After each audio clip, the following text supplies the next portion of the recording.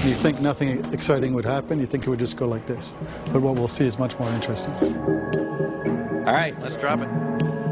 What we've got here are water droplets,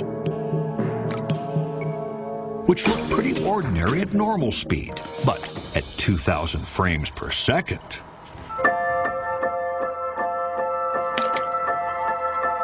Maybe mathematician John Bush can explain to us just how a drop can bounce.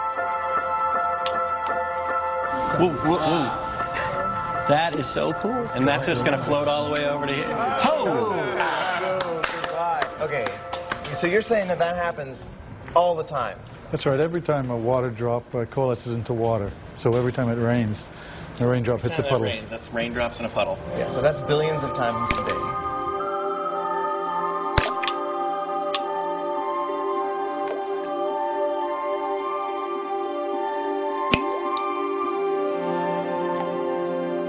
Why does the droplet sit without just connecting? So there's an air layer in between the two, and it's basically it'll coalesce as soon as the drop makes contact with the bath, but it takes a finite amount of time for the air layer to drain.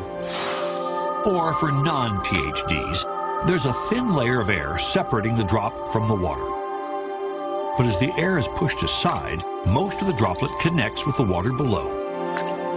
But this happens so fast, the connection is actually pinched off, and a smaller droplet is formed. But why do some of the drops leap up into the air? When it coalesces, waves are generated at the point of contact, and they sweep upwards, and they apply a force, which lifts the drop off the surface. And then once again, it's surface tension. It has enough force that it pulls itself back off. That's exactly right. A tenth of the size. This surface tension is the quality of a liquid that causes the surface layer of that liquid to behave like an elastic sheet.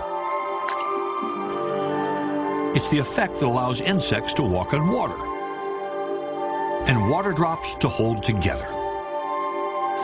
Wow, that's crazy. How great. That's amazing.